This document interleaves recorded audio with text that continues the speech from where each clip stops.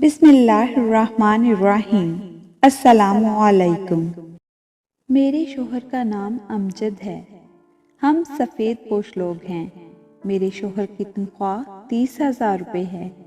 اس میں مکان کا کرایہ، بجلی، سوئی گیس، ٹیلی فون کا بل، آنے جانے کا کرایہ، اسکول کی فیس، گھر کا سودا، روز کی دال سبزی وغیرہ، اور اللہ نہ کرے اگر کوئی بیمار ہو جائے تو اس کا خرچہ ہم جیسے سفید پوش لوگوں کے لیے ایک مسئلہ ہے۔ اوپر سے میری 3 بیٹیاں ہیں۔ اللہ کی نظر میں بیٹیاں رحمت ہوتی ہیں، مگر زحمت جب بن جاتی ہیں جب ان کو پڑھاؤ لکھاؤ، شادی کا لمبا جہیز دو، مگر قسمت نہیں دے سکتے۔ میرا نام صفیہ ہے۔ بیٹے کی چاہ مجھے شروع سے ہی تھی۔ جب میری بڑی بیٹی بنش کی پیدائش ہوئی تو میں نے اللہ تعالیٰ سے شکوہ کیا کہ کاش میرا پہلا بیٹا ہو جاتا، اور پھر بیٹی خیر اللہ کی رضا سمجھ کر خاموش ہو گئی، اور پھر اپنی بیٹی کو قبول کر لیا۔ مگر بیٹے کی چاہ میرے دل سے نہ جا سکی۔ میری نمازیں اور لمبی ہو گئیں۔ ہر نماز میں نے صرف بیٹے کی دعا مانگی۔ پھر دوسری بیٹی ریدا کی پیدائش پر میری آنکھوں کے آنسو نہیں رکتے تھے، اور زبان پر شکوہ تھا کہ یا اللہ، ایک ہی بیٹے کی تو چاہ کی تھی، تو مانگنے پر ہر ایک کی جھولی بھر دیتا ہے، پھر میری جھولی کیوں خالی؟ خیر اولاد تھی، قبول کر لیا۔ مگر تیسری بیٹی معروف کی پیدائش پر میں حیران ہوئی کہ کیوں خدا نے میری دعا قبول نہیں کی اور 3 بیٹیاں عطا فرما دیں۔ شاید میری دعا میں وہ سلیقہ نہیں، وہ تڑپ نہیں، وہ جنون نہیں جو مجھے ایک بیٹے کا فخر دے سکتا۔ اب میرے شوہر نے فیصلہ کر لیا کہ اب ہم مزید اولاد پیدا نہیں کر سکتے۔ ان تینوں کی پرورش اچھی کر لی اور اللہ سے دعا مانگو ان کا نصیب اچھا کرے۔ بیٹے کی خواہش ختم کر دو اور دعا کرو اللہ ہمیں اچھے داماد عطا کرے، وہی ہمارے بیٹے ہوں گے۔ میں اپنے شوہر کو دیکھنے لگی کہ کیا واقعی بیٹا ہمارے نصیب میں نہیں، اور واقعی اس بات کی کیا گارنٹی ہے کہ اگر اس بار میں نے ضد کی اور بیٹی پیدا ہو گئی تب کیا ہوگا؟ آج کل کے زمانے میں 1 یا 2 بچوں کی پرورش مشکل ہے، پھر میری تو 3 بیٹیوں کا سوال تھا۔ میرے شوہر جتنا کماتے اتنا ہی خرچ ہو جاتا، کچھ نہیں بچتا تھا۔ میں سوچتی کہ بچیوں کی شادیاں کیسے کروں گی؟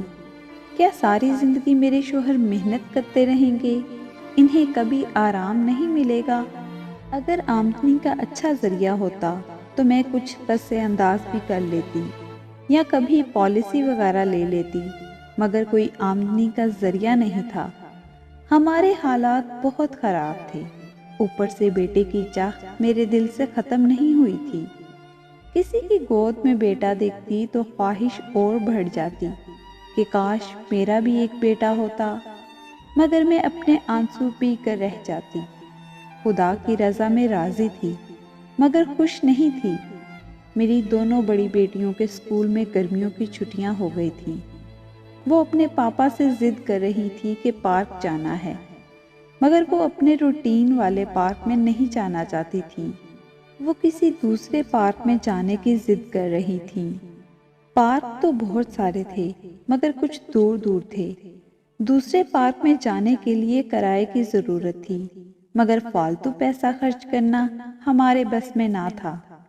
مگر آج بچوں کی ضد نے ہمیں مجبور کر دیا کہ ہم کسی بڑے دوسرے پارک میں چلے جائیں۔ خیر ہم ایک نئے پارک میں آ گئے۔ وہ بہت بڑا اور خوبصورت پارک تھا، مگر حیرت کی بات تھی کہ وہاں لوگوں کا اتنا رش نہیں تھا، چند ہی لوگ تھے۔ پارک میں بچوں کے جھولوں والا حصہ تو ویران پڑا تھا۔ میری بیٹیاں اتنے سارے جھولے دیکھ کر خوش ہو گئیں۔ وہ جھولے جھولنے لگی، ہم بھی پارک پر تبصرہ کرنے لگے۔ پارک تو بے حد اچھا ہے، مگر لوگوں کی رونق نہیں ہے، خالی پڑا ہے۔ چونکہ جھولوں والی سائڈ پر تو کوئی ہے ہی نہیں۔ میرے شوہر بولے، ہمیں کیا، ہماری بیٹیاں تو خوش ہیں، انجوائے کر رہی ہیں۔ جس جھولے پر چاہیں جھول رہی ہیں۔ وہ تینوں خوش تو ہم بھی خوش۔ ہم دونوں مسکرانے لگے۔ پھر ہم ادھر ادھر کی باتیں کرتے ہوئے بچوں پر نظر بھی ڈال لیتے۔ تینوں بیٹیاں تتلیوں کی طرح گھوم رہی تھیں۔ ان کی خوشی دیکھ کر ہم دونوں بھی اتنا ہی خوش تھے جیسے ہم بھی جھولوں کو انجوائے کر رہے ہوں۔ اچانک میری بڑی بیٹی میرے پاس آئی اور بولی، ماما پاپا، اس جھولے کے پاس سے کسی بچے کے رونے کی آواز آ رہی ہے۔ ہم دونوں اپنی بیٹی کے ساتھ اس جھولے کے قریب چلے گئے تھے۔ وہ سلائڈ ٹینل تھی۔ اس ہال میں ایک باسکٹ رکھی تھی جس میں سے بچے کی آواز آ رہی تھی۔ میرے شوہر نے باسکٹ نکالی اور اس کا ڈھکن اٹھایا تو اس میں سے بے حد خوبصورت بچہ تھا۔ میرے شوہر نے بتایا لڑکا ہے، مگر کون چھوڑ گیا؟ اتنا پیارا خوبصورت وہ بھی لڑکا۔ لڑکے کا لفظ سن کر میں نے لپک کر اس بچے کو گود میں اٹھا لیا۔ وہ میری گود میں آ کر بالکل چپ ہو گیا اور مجھے ٹکر ٹکر دیکھنے لگا۔ میں نے بے اختیار اسے چوم لیا۔ مجھے اس بچے پر بہت پیار آ رہا تھا۔ میرے شوہر بولے، پتہ نہیں کس کا بچہ ہے، کون اسے یہاں چھوڑ کر چلا گیا؟ اور بھی وہ پتہ نہیں کیا کیا بولتے رہے۔ وہ لوگوں سے پوچھ رہے تھے، چوکیدار سے پوچھ رہے تھے، مگر کسی کو کچھ علم نہ تھا کہ وہ بچہ کس کا ہے اور کون اسے یہاں چھوڑ کر گیا ہے۔ آخر اس بچے کی کاغذی کارروائی شروع ہوئی۔ پھر پولیس نے کہا اسے ایدھی ہوم میں دے دیتے ہیں۔ میرا دل اس بچے سے جدا ہونے کو قطعاً نہیں چاہ رہا تھا۔ پھر میرے دل نے فیصلہ کر لیا کہ اللہ تعالیٰ نے مجھے یہ گفٹ دیا ہے۔ یہ اس عبادت، اس نماز اور اس دعا کا کمال ہے جو میں نے اللہ سے مانگی۔ اللہ نے مجھے بیٹا دے دیا، چاہے وسیلہ کچھ بھی بنایا۔ اس کا کوئی دعوے دار نہیں تھا، تو پھر یہ میرا ہوا، میرا بیٹا، میری جان، میری آنکھوں کا نور، میرا بچہ۔ میں بے تحاشا اسے پیار کرنے لگی۔ وہ بھی ایسے مسکرا رہا تھا جیسے واقعی وہ میرا بیٹا ہو۔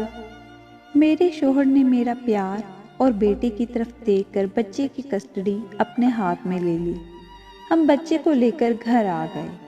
میری بیٹیاں بھی اپنے ننھے سے بھائی کو دیکھ کر بہت خوش ہو رہی تھیں۔ میرے شوہر خوش تھے مگر خاموش تھے۔ آپ اتنا خاموش کیوں ہیں؟ میں نے بلا کر پوچھ لیا۔ صفیہ، تمہارا پیار دیکھ کر ڈر رہا ہوں۔ اگر کسی اور کا بچہ ہوا اور وہ لینے آ گیا تو تمہیں دیتے ہوئے بہت دکھ ہوگا۔ کچھ نہیں ہوگا، یہ میرا بیٹا ہے۔ اللہ تعالیٰ نے یہ مجھے گفٹ کیا ہے، یہ میری دعاؤں کا پھل ہے۔ ہم نے اس کا نام علی رکھ دیا اور ہم ہنسی خوشی رہنے لگے۔ معاشی پریشانی تو تھی ہمارے ساتھ، مگر پتہ نہیں کیوں اب ان پریشانیوں سے میں گھبراتی نہیں تھی۔ اپنے بیٹے کی محبت میں اب مجھے یہ پریشانی بھی نظر نہیں آتی تھی۔ اپنے بیٹے علی میں نے ایک بات دیکھی، وہ سارا دن ہمارے ساتھ رہتا، مگر جب سوتا ہوتا تو اسے نیند اس باسکٹ میں ہی آتی تھی۔ جب وہ نیند سے بے چین ہو جاتا تو میں اسے باسکٹ میں لٹا دیتی اور آرام سے وہ سو جاتا۔ آج پھر مالک مکان آیا تھا کرایہ مانگنے۔ تیسرا مہینہ ہونے کو آیا۔ ہم نے کرایہ ادا نہیں کیا تھا۔ وہ بہت غصے میں بولا تھا، کل شام تک اگر آپ لوگوں نے 3 مہینے کا کرایہ ادا نہ کیا تو یہ مکان خالی کرنا ہوگا۔ میں پولیس کو بھی لے کر آؤں گا، دیکھتا ہوں کیسے مکان خالی نہیں کرتے تم لوگ۔ یہ کہہ کر وہ چلا گیا۔ میں پریشان تھی کہ اب کیا ہوگا۔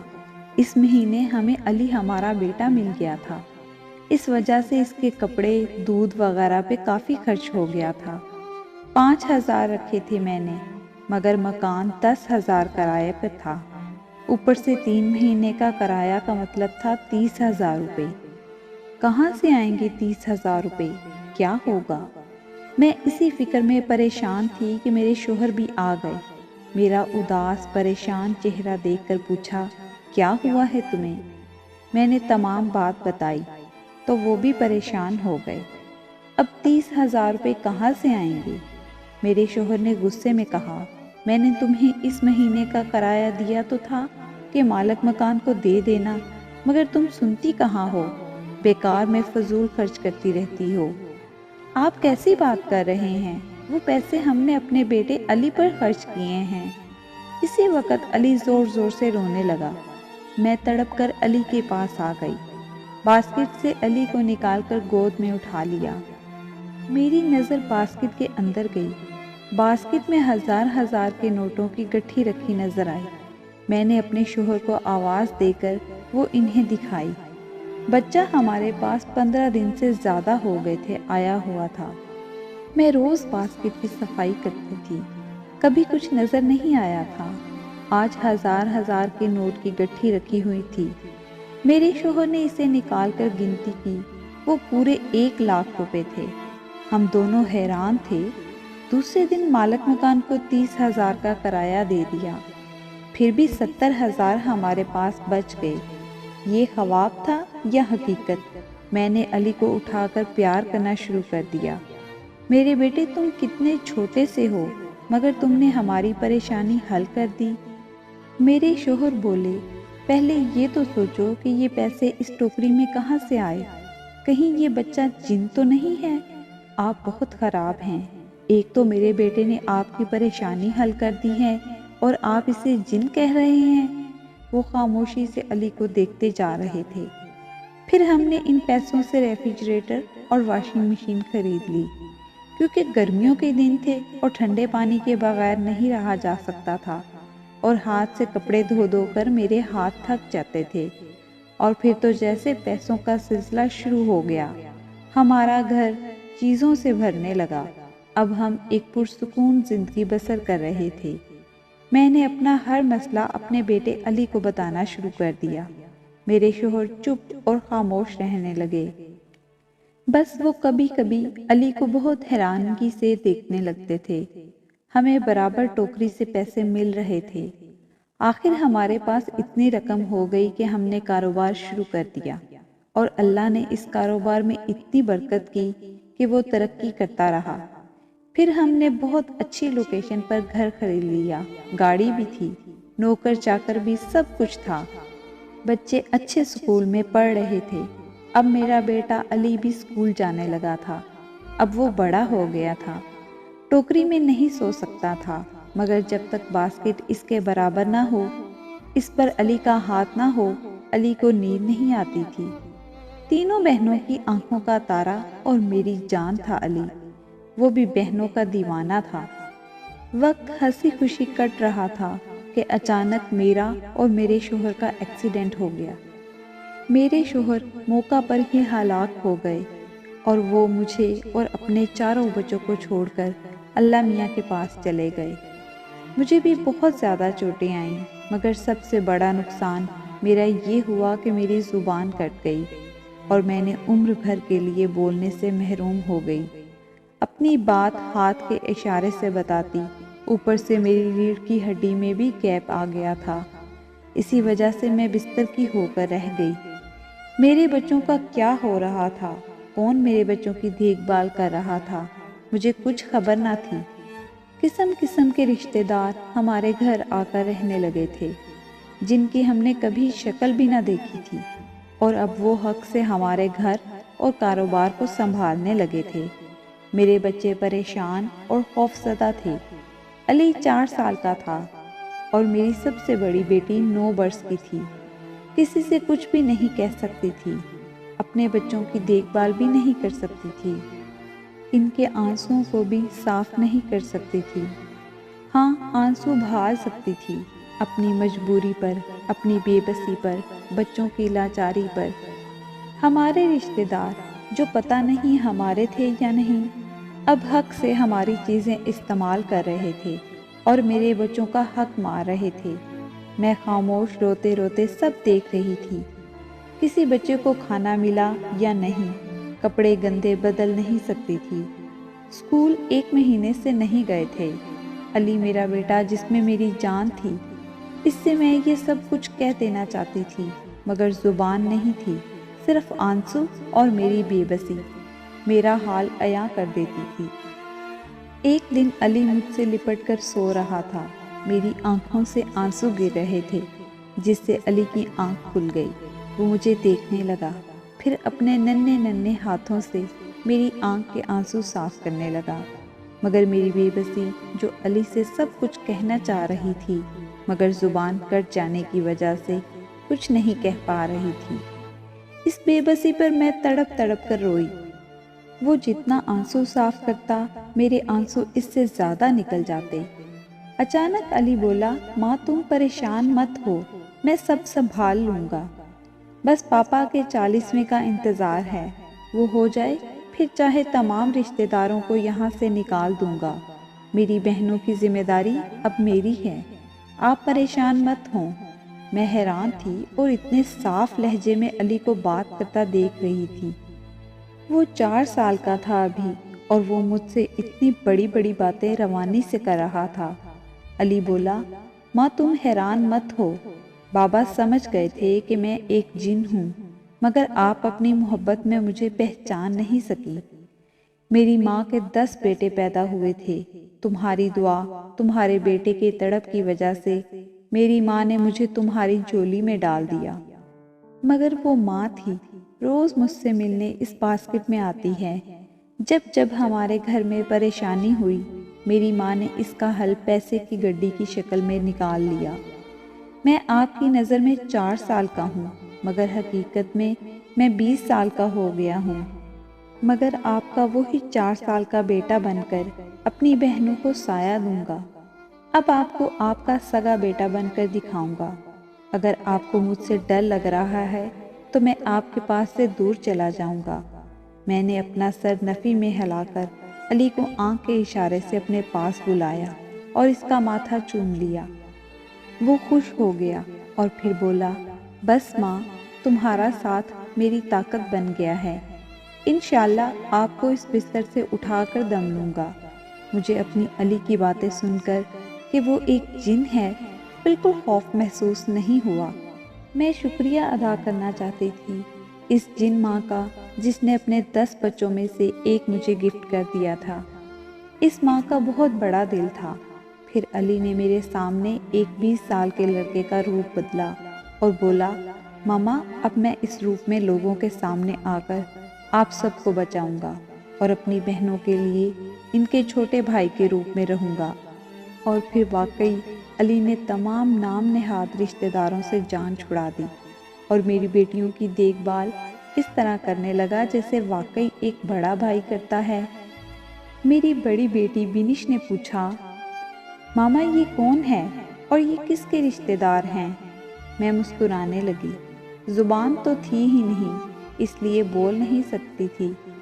پھر میری چھوٹی بیٹی بولی، مگر جو بھی ہے، جس کا بھی رشتہ دار ہے، ایسا لگتا ہے کہ ہمارا بڑا بھائی ہے، جیسے ہمارا چھوٹا علی بڑا ہو گیا ہے۔ پھر دنیا نے دیکھا کیسے میری تینوں لڑکیوں کی اچھی جگہ شادی کروائی، میری طبیعت اتنی سنبھل گئی تھی کہ میں چل پھر سکتی تھی۔ یہ تمام کمال میرے اللہ اور میرے بیٹے علی کا تھا۔ پتہ نہیں اگر میرا سگا بیٹا ہوتا تو یہ سب کچھ کر سکتا یا نہیں، مگر علی نے میرا بیٹا ہونے کا حق ادا کر دیا تھا۔ اس بات کا میں جتنا شکر ادا کرتی اتنا کم تھا۔ آج کل میری بیٹیاں اپنی بھابھی لانے کے لیے لڑکیاں ڈھونڈ رہی ہیں اور روز ایک سے ایک حسین لڑکی انہیں پسند آ جاتی ہے۔ علی میرے پاس آیا، ماما اب وقت آ گیا ہے آپ سے اور اپنی بہنوں سے دور جانے کا، کیونکہ وہ میری شادی کے لیے لڑکیاں دیکھ رہی ہیں۔ آپ کو تو پتہ ہے کہ میں ایک جن ہوں اور میں یہ شادی نہیں کر سکتا۔ میں نے علی کو ایک کاغذ پر لکھ کر دیا، علی بیٹا تم کسی جن لڑکی سے شادی کر لو اور بہو بنا کر ہمارے گھر لے آؤ۔ میں نے اسے صلاح دی تو وہ بولا، نہیں ماما، اس دنیا میں وہ نہیں رہ سکے گی، آپ میری بہنوں سے کہہ دیجیے گا کہ میں ملک سے باہر چلا گیا ہوں اور وہی شادی وغیرہ کر لی ہے۔ ہاں میں آپ کے پاس آتا رہوں گا، آپ کو اور مجھ کو اللہ تعالیٰ نے زندگی دی تو کوشش کروں گا کہ اپنے بیوی اور بچوں سے بھی ملوا دوں، لیکن وعدہ نہیں کر سکتا۔ پھر علی ہم سے دور چلا گیا اور اب وہ مجھ سے ملنے آتا ہے۔ اس نے اپنی بیوی اور بچوں سے بھی مجھے ملوایا ہے۔ میری آپ لوگوں سے اتنی سی عرض ہے کہ دعا ہمیشہ مانگتے رہنا چاہیے۔ خدا کسی نہ کسی صورت میں ہماری دعا ضرور قبول کرتا ہے۔ یہ میری دعاؤں کا ہی اثر تھا کہ اللہ تعالیٰ نے مجھے علی کی صورت میں اتنا اچھا بیٹا عطا کیا تھا۔ اللہ تعالیٰ کی اس نعمت کا میں جتنا شکر ادا کروں کم ہے۔ ہر دم میرے لبوں سے یہی دعا نکلتی ہے، اللہ تعالیٰ علی کو ہمیشہ سلامت رکھے، آمین۔